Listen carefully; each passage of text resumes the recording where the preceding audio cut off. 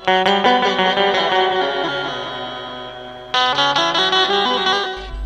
future perfect continuous tense, चालू पूर्ण भविष्य काळ. This is the today's topic we are going to learn in today's online lecture. Friends, future perfect continuous tense means what? An action will be started in the future and that will be going up to the time. म्हणजेच एखादी कृती किंवा घटना ही भविष्यामध्ये सुरू होईल आणि ती क्रिया किंवा घटना ही त्यावेळेस देखील चालू असेल, म्हणजेच ती कंटिन्युअस प्रोसेसमध्ये असेल. हे आपण दर्शवण्यासाठी वापरत असतो फ्युचर परफेक्ट कंटिन्युअस टेन्स, म्हणजेच चालू पूर्ण भविष्य काळ. Now friends, how to frame the sentences in this type that we are going to learn. Then we will learn how to frame the question, what is the negative form and what is the positive form, that also we are going to learn. Now friends, before that we will see examples and we will try to learn how to frame the sentences. I shall have been watching a movie. म्हणजेच मी movie बघत आलेलो असेल, म्हणजे मी movie बघणं start केलं असेल आणि मी movie बघत असेल, म्हणजेच बघण्याची क्रिया ही चालूच असेल. She will have been reading a book, म्हणजे ती पुस्तक वाचणं स्टार्ट केलेलं असेल आणि ती पुस्तक वाचत असेल. अशा प्रकारे मित्रांनो, एखादी घटना ही फ्युचरमध्ये सुरू होते आणि ती त्यावेळेस देखील चालू असते. अशा प्रकारची घटना किंवा कृती ही आपण या प्रकारच्या टेन्समध्ये दर्शवत असतो. आता आपण डिटेलमध्ये अभ्यासणार आहोत की how to use future perfect continuous tense in sentences. Now let us learn in detail. The future perfect continuous is a tense that describes actions that will continue up until a point in the future.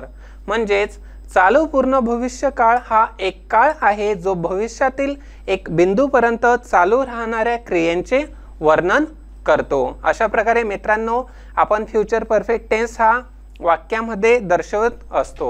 Now friends, let us learn more examples, structure in detail. Now see friends, structure of future perfect continuous tense, म्हणजेच आपण कशा प्रकारचा formula किंवा वाक्य तयार करताना कोणते सूत्र वापरावे हे आता आपण शिकूया.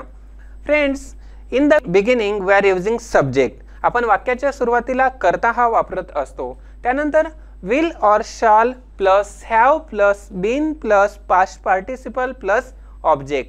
अशा प्रकारे मित्रांनो, आपण will or shall हे क्रियापद वापरतो, त्यानंतर have वापरत असतो, त्यानंतर येत असतो been आणि नंतर येतो प्रेझेंट पार्टिसिपल. आता प्रेझेंट पार्टिसिपल म्हणजे काय, तर वर प्लस ing आणि लास्टला येत असते ऑब्जेक्ट. अशा प्रकारे मित्रांनो, आपण सूत्र वापरतो आणि वाक्य तयार करत असतो. आता मराठीमध्ये आपण सब्जेक्टला काय बोलतो, तर कर्ता, त्यानंतर विल और शाल, हॅव, बीन. आता हे क्रियापद असतात जे आपण वाक्यामध्ये वापरत असतो. त्यानंतर वर्तमान कृदंत. वर्तमान कृदंत म्हणजे काय, तर प्रेझेंट पार्टिसिपल मीन्स वर प्लस ing. अशा प्रकारचा फॉर्म्युला वापरून आपण खूप सारी प्रकारची वाक्य तयार करू शकतो. Now friends, let us see some examples of future perfect continuous tense. आता मित्रांनो, आपण काही उदाहरणे अभ्यासणार आहोत आणि ही सर्व एक्झाम्पल्स सिंग्युलरमध्ये आहे, म्हणजेच सब्जेक्ट हे सिंग्युलर आहेत आणि जेव्हा सिंग्युलर सब्जेक्ट असेल त्यावेळेस क्रियापद हे देखील आपण सिंग्युलर वापरत असतो. Means singular subject follows the singular verb, plural subject follows the plural verb. आता मित्रांनो, आपण एक्झाम्पल बघूया. I will have been working or I shall have been working, म्हणजेच मी काम करत आलेलो असेल, म्हणजे मी काम करणं स्टार्ट करेल आणि मी ते काम करत आलेलो असेल, ते काम पूर्ण झालेलं नसेल. अशा प्रकारे मित्रांनो, आपण एखादी कृती स्टार्ट करू, सुरू करू आणि ती कृती सुरूच असेल, कंटिन्युअस प्रोसेसमध्ये असेल हे दाखवण्यासाठी आपण हा फ्युचर परफेक्ट कंटिन्युअस टेन्स वापरत असतो. आता मित्रांनो, पुढील सेंटेन्स आहे he will have been working. तू काम करत आलेला असेल. He will have been working. तो काम करत आलेला असेल. She will have been working. ती काम करत आलेली असेल. It will have been working. ते काम करत आलेले असेल. Now friends, in all these sentences we are using the same verb that is verb plus ing working, and we are just changing the subject. I, you means these are the pronouns I, you, he, she, it, and whenever subject is singular we use singular verb. आणि त्यापूर्वी मित्रांनो आपण वापरलेले आहे shall have or will have. अशा प्रकारची वाक्य आपल्याला ही फ्युचर परफेक्ट कंटिन्युअस टेन्स मध्ये बघायला मिळत असतात. Now see friends, here we will learn plural examples, means plural pronouns examples. Now see friends, we, you and they, all these are the plural pronoun. आणि आता मित्रांनो आपण प्लुरल प्रोनाउनची example अभ्यासूया. we will have been working or we shall have been working. आम्ही काम करत आलेलो असू. you will have been working. तुम्ही काम करत आलेले असाल. they will have been working. ते काम करत आलेले असतील. अशा प्रकारे मित्रांनो अजून आपण वेगळ्या प्रकारचे सेंटेन्सेस तयार करू शकतो. शी विल हॅव बीन डान्सिंग. ती नाचत आलेली असेल. She will have bin teaching. ती शिकवत आलेली असेल. म्हणजेच तिने टीचिंग स्टार्ट केली असेल आणि अजून देखील ती शिकवत असेल. त्यावेळेपर्यंत देखील ती शिकवत असेल. अशा प्रकारची वेगवेगळी सब्जेक्ट किंवा प्रोनाउन वापरून त्यानंतर शाल किंवा विल आणि have plus been plus verb plus ING वापरून आपण वाक्य तयार करू शकतो. Now friends, let us see next rule, and with the help of rule we will learn more examples, more sentences. Action which will have begun in the past at a given point of time in the future and will have either just finished or will be continuing at that point. भविष्यात एखादी कृती ठराविक वेळेपूर्वी सुरू झाली असेल आणि त्यावेळी चालू असते हे व्यक्त करण्यासाठी या वेळेचा वापर केला जातो. आता आपण फ्युचर परफेक्ट कंटिन्युअस टेन्स हे केव्हा वापरत असतो तर एखादी कृती ही ठराविक वेळेपूर्वी सुरू झालेली आहे. Means it started in the past at given point of time आणि ती त्यावेळेपर्यंत देखील चालू असते. म्हणजे अजून देखील चालू असते, ती कंटिन्युअस प्रोसेसमध्ये असते हे दाखवण्यासाठी आपण फ्युचर परफेक्ट कंटिन्युअस टेन्स वापरत असतो. आता एक्झाम्पल बघूया. By 2020 I will have been finished living in Bangalore for 10 years. 2020 पर्यंत मी बंगळुरूमध्ये 10 वर्ष राहणे पूर्ण केलेले असेल. आता आपण यामध्ये ड्युरेशन किंवा मग टायमिंग देत आहोत. तर आपण 2020 मध्ये किती वर्ष पूर्ण केलेले असतील तर 10 वर्ष मी तिथे राहणे पूर्ण केले असतील. अशा प्रकारचा सेंटेन्सच्या आधारे वक्ता किंवा स्पीकर हा बोलत आहे. When it is finished, he will have been working on this project for 4 years. ते पूर्ण झाल्यावर ते 4 वर्ष या प्रकल्पावर काम करत आलेले असतील. अशा प्रकारची सेंटेन्सेस आपल्याला बघायला मिळत असतात. खूप सारी वाक्य आपण तयार करू शकतो. Now friends, how to frame the question in this tense. आता या टेन्समध्ये प्रश्न कशी तयार करावी किंवा समोरच्या व्यक्तीला प्रश्न कशी विचारावी हे आता आपण शिकूया. Now friends, let us see here. How long will you have been learning English by end of this term. या सत्राच्या शेवटी तुम्ही किती काळ इंग्रजी शिकत आलेले असाल. अशा प्रकारचा क्वेश्चन आपण यामध्ये विचारत आहोत. आणि मित्रांनो, क्वेश्चन विचारताना आपण काय वापरत आहोत तर WH word. How. WH word हे W ने सुरू होत असतात, परंतु त्यामध्ये एक वर्ड असा आहे जो H ने सुरू होतो, परंतु तो WH वर्ड म्हणूनच कन्सिडर केला जातो. आणि अशा प्रकारे मित्रांनो आपण क्वेश्चन हा विचारू शकतो. Will they have been waiting long when we get there. आम्ही तिथे पोहोचेपर्यंत ते बराच वेळ वाट बघत राहत असतील का. अशा प्रकारचा क्वेश्चन देखील आपण विचारत असतो. Now let us see friends negative form of sentences. आता आपण नकारार्थी वाक्याची काही उदाहरणे अभ्यासणार आहोत आणि ती उदाहरणे सिंपल फॉर्ममध्ये नॉर्मली यूज केली जातात. Negative normally the simple form is used. I will not have been finish work by 9 tonight. आज रात्री 9 वाजेपर्यंत मी हे काम पूर्ण केलेले नसेल. But Wien negative action is itself continues the continuous form is used. परंतु जेव्हा नेगेटिव्ह ॲक्शन ही दिले जाते त्यावेळेस त्या नेगेटिव्ह ॲक्शनमधून आपल्याला एखादी कृती ही सुरूच आहे हे दाखवण्यासाठी देखील अशा प्रकारची वाक्य आपण तयार करत असतो. On Wednesday they will not have been speaking to each other for 3 weeks. बुधवारी ते 3 आठवडे एकमेकाशी बोलत नसतील. अशा प्रकारची सेंटेन्सेस ही आपल्याला पॉझिटिव्ह सेंटेन्स, निगेटिव्ह सेंटेन्स ही तयार करता येतात, जी की सिंपल फॉर्ममध्ये देखील असतात. Now friends, we will see conditional tenses. आता काही कंडिशन्स दिल्या जातात, आपण त्या कंडिशन इफ वापरून वाक्यामध्ये तयार करत असतो. If you help me I will come with you. तू जर मला मदत केली तर मी तुझ्यासोबत येईल. अशा प्रकारे आपण जर आणि तरची वाक्य ही तयार करत असतो. आणि या टेन्समध्ये आपण वेगवेगळ्या प्रकारची वाक्य इफ वापरून तयार करणार आहोत, ती आता शिकूया. Conditional tenses, there are 3 types of conditional sentences with if clauses. आणि या प्रकारामध्ये आपल्याला 3 कंडिशन्स देण्यात आलेल्या आहेत. 3 क्लॉजेसच्या मदतीने इफ वापरून वेगवेगळ्या कंडिशन देण्यात आलेल्या आहेत.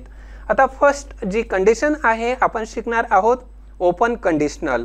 आता ओपन कंडिशनलमध्ये कोणते स्ट्रक्चर आपण वापरत असतो, फॉर्म्युला वापरत असतो, तर आपण जर करता म्हणजेच इफ वापरत असतो. आपण त्याला मराठीत बोलतो जर. आणि त्यानंतर येतो करता प्लस मूळ क्रियापद प्लस करता प्लस विल ऑर शाल प्लस मूळ क्रियापद. अशा प्रकारचे स्ट्रक्चर आपण ओपन कंडिशनलमध्ये वापरत असतो. आता एक्झाम्पल बघूया. If it rains I will get wet. जर पाऊस पडला तर मी भिजून जाईल. आता मित्रांनो, यामध्ये वाक्याच्या सुरुवातीला आपण बघू शकतो तर इफ इट रेन्स. इफ हे काय आहे तर जर करता आहे आणि इट हे करता आहे. म्हणजेच इफ इट हे जर करता म्हणून ओळखले जाते. आणि त्यानंतर आपण वापरत आहोत मूळ क्रियापद आणि त्यानंतर परत क्रियापद. म्हणजेच मूळ क्रियापद आहे रेन्स, देन शाल ऑर विल, आय विल, आणि त्यानंतर येत आहे ऑब्जेक्ट गेट वेट. म्हणजेच क्रियापद plus object.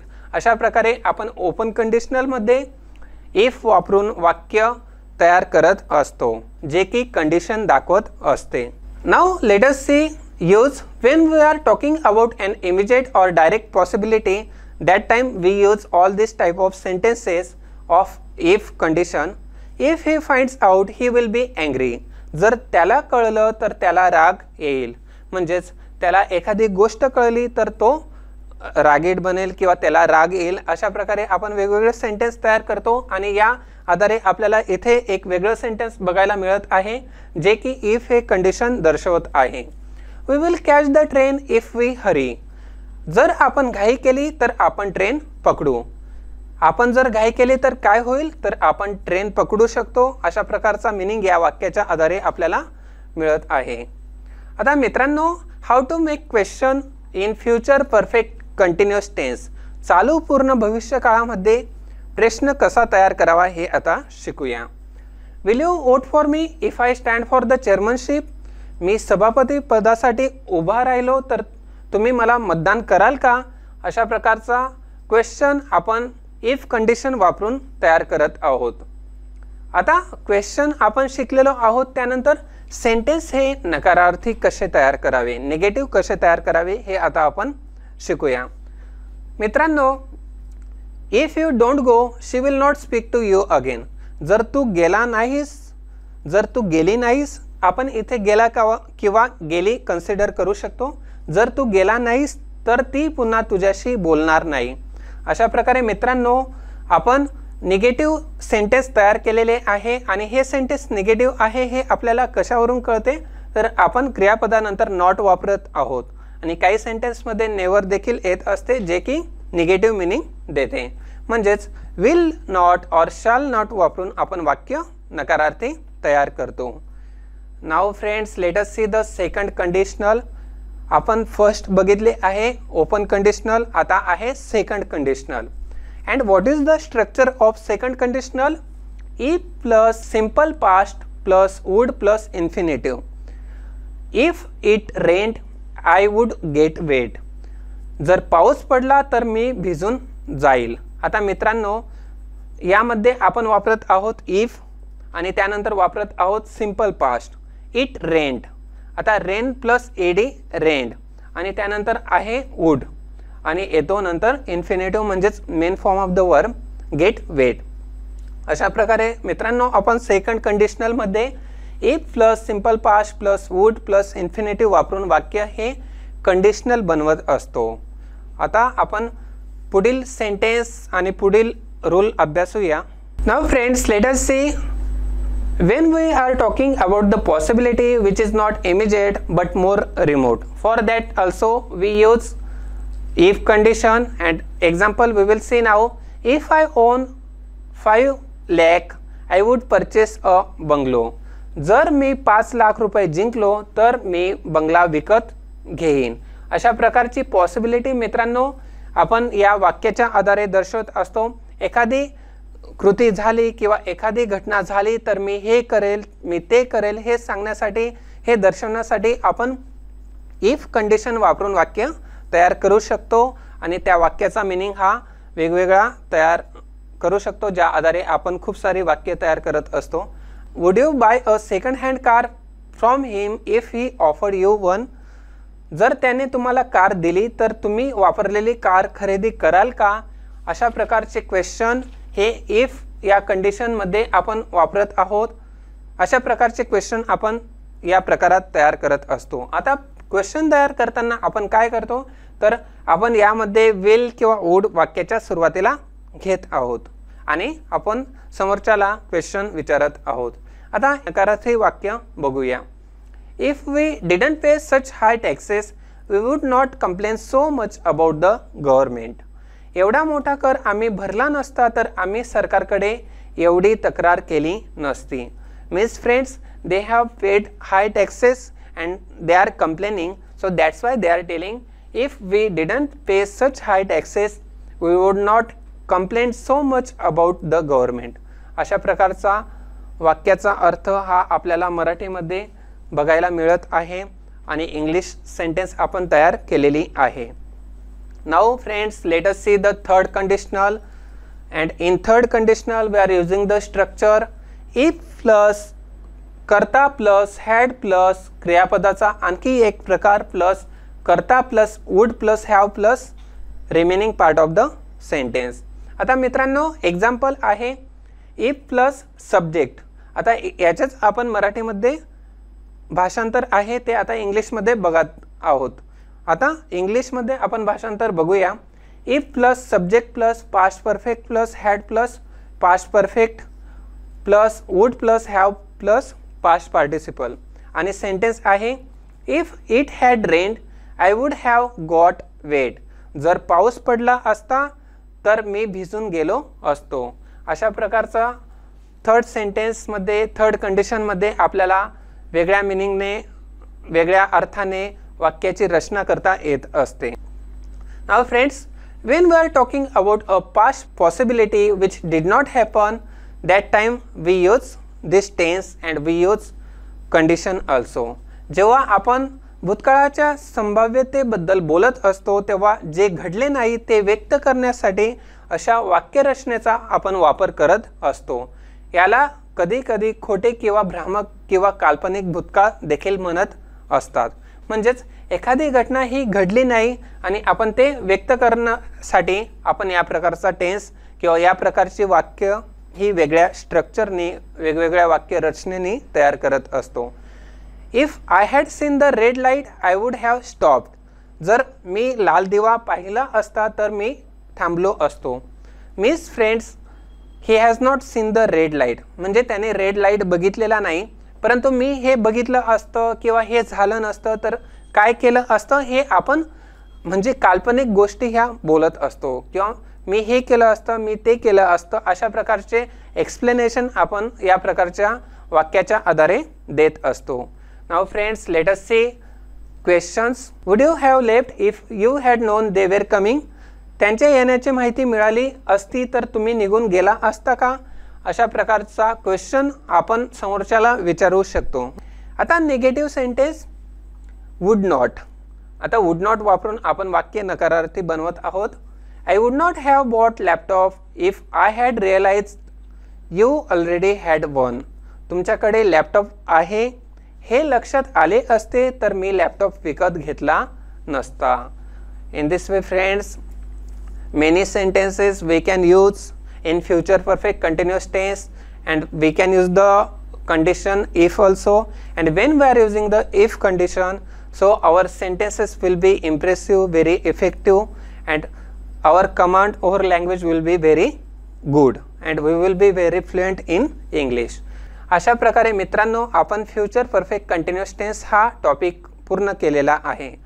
Friends, I hope तुम्हाला हा टॉपिक खूप चांगला समजला असेल आणि यामध्ये कोणते स्ट्रक्चर वापरावे, वाक्याची रचना ही कशी तयार करावी, त्यामध्ये इफ कंडिशन कसे वापरावे, त्यानंतर पॉझिटिव्ह सेंटेन्स, निगेटिव्ह सेंटेन्स आणि त्यानंतर इंटरगेटिव्ह सेंटेन्स कसे वापरावे हे देखील आपण यात शिकलेलो आहोत. आणि आपण जर प्रत्येक कंडिशनवरती किंवा प्रत्येक फॉर्मवरती 3-3 सेंटेन्स तयार केले किंवा जास्त सेंटेन्स तयार केले तर आपल्याला हा टेन्स खूप चांगल्या प्रकारे जमणार आहे. So friends, let us meet in next video. Thank you. Dear students, now we will do the exercise on the chapter which we learned. विद्यार्थी मित्रांनो, आता आपण शिकलेल्या टॉपिकवरती एक्सरसाइज म्हणजे स्वाध्याय करणार आहोत.